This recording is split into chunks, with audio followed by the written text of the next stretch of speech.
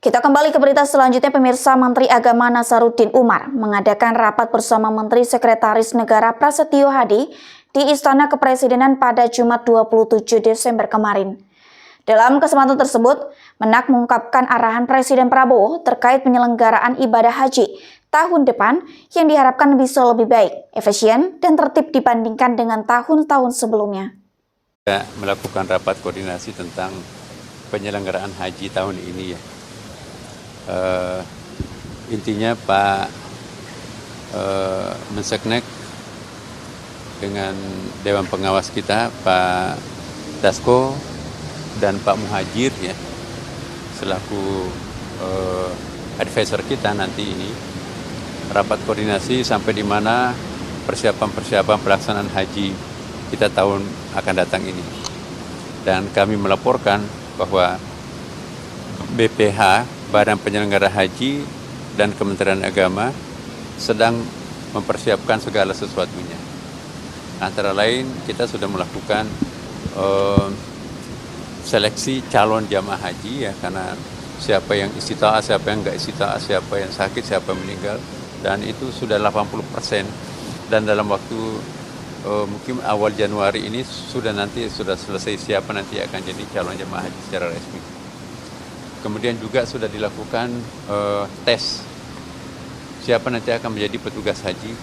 Tentu yang betul-betul profesional artinya dia memiliki kemampuan untuk membimbing, tapi juga kemampuan fisiknya, bukan pengurus yang mau diurus gitu kan.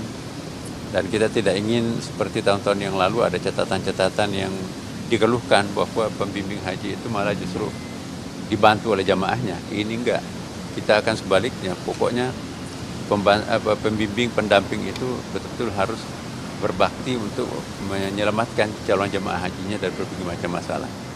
Kemudian juga kita membicarakan banyak hal, kira-kira apa yang bisa membuat jamaah haji nanti kita ini lebih nyaman, lebih tenang, dan yang paling penting juga adalah lebih murah. Tapi murahnya bukan berarti mengurangi kualitas pelayanan ya, jadi tetap ada efisiensi, efektif, tapi juga tidak mengurangi kualitas. Misalnya pesawatnya, jangan-jangan kita mencari murah, tetapi malah justru pesawat tua, jadi itu di warning juga buat kita. Kemudian di samping itu juga kita berbicara tentang kemungkinan apakah jamaah haji nanti dimungkinkan bisa lebih pendek daripada sebelum-sebelumnya, karena kan satu hari itu kan kosnya sama dengan berapa ya. Nah, tapi ini menyangkut masalah Saudi Arabia juga. Tidak bisa kita memutuskan sepihak hal-hal yang berkaitan dengan Saudi Arabia, itu kewenangannya Saudi Arabia. Tapi hal-hal yang berkaitan dengan dalam negeri itu kewenangan kita. Nah, Bapak Presiden sesuai dengan arahan melalui Pak Dasko ingin bahwa jamaah haji kali ini lebih baik, lebih efisien, lebih tertib daripada tahun-tahun sebelumnya. Maka itu kami selaku Menteri Agama diminta sebagai apa istilahnya tadi Romo ya, penanggung jawab ya.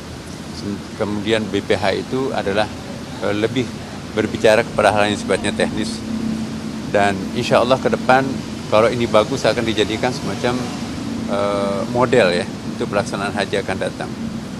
Dan Presiden sendiri juga betul-betul sangat konsen terhadap penyelenggaraan ibadah haji ini, apalagi kita akan termasuk jamaah haji yang paling besar ya.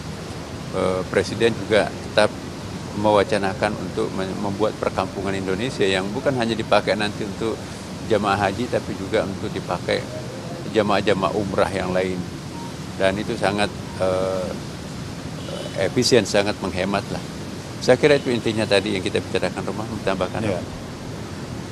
Ya, itu kita menunggu rapat DPR nanti tanggal 30 Desember. Insya Allah kan DPR kita sedang reses sekarang ini kan.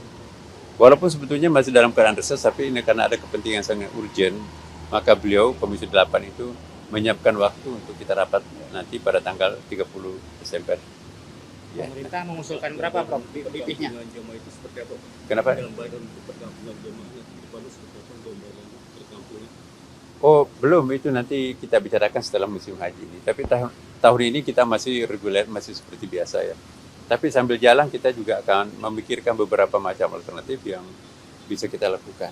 Dan itu makanya itu kita mulai berpikir sekarang ini apa-apa yang bisa kita lakukan lebih efisien, lebih efektif untuk kepentingan Indonesia di masa depan.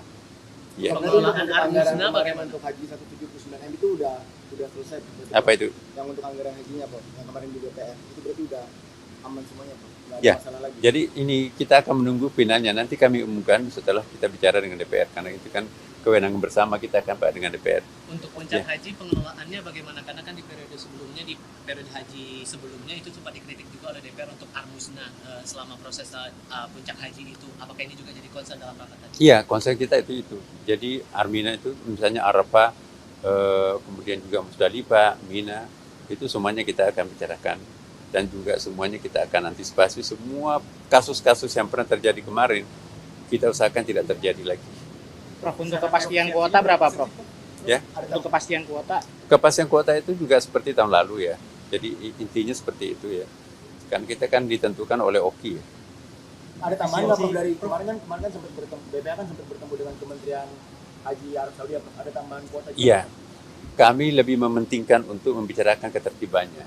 Jadi soal nanti kalau kita sudah siap dengan tambahan kuota, mungkin kita akan pikirkan. Tapi per hari ini kami tidak membicarakan tambahan kuota. Karena siapa tahu nanti tambahan kuota itu malah justru memberikan beban pelaksanaan ibadah haji ini. Tapi kalau itu dimungkinkan dengan segala sesuatunya secara profesional, tidak tertutup kemungkinan untuk itu. Tapi penentuannya itu nanti setelah kita tanggal 13 kami nanti rapat dengan Menteri Saudi Arabia. Ya, nanti kita sampaikan setelah rapat dengan DPR. Ya, nantilah kita bicarakan itu. Yang pasti lebih murah. Lebih murah tidaknya ini kan juga terkait dengan faktor eksternal ya, misalnya kan ada faktor inflasi, ya kan faktor nilai tukar dolar, itu kan juga ikut berpengaruh ya. Ya, jadi yang jelas bahwa spiritnya kita ingin lebih murah dijangkau masyarakat melalui efisiensi yang kita lakukan. Maka itu melalui pembersihan seluruh hal-hal yang menyimpang itu juga akan berkontribusi terhadap penurunan harga. Oke, saya kira cukup. Manfaat dari yang BPK itu juga akan ditambahin lagi berarti, Prof, berapa persen dari jamaah dan dari nilai manfaat yang di BPK itu? Iya, nanti habis DPR dah kita. Pemirsa, jangan lupa ikuti terus berita menarik dan terupdate lainnya dengan cara like and share di seluruh akun BI TV. Saya Putri Purwitasari pamit undur diri dari hadapan Anda. Terima kasih dan sampai jumpa.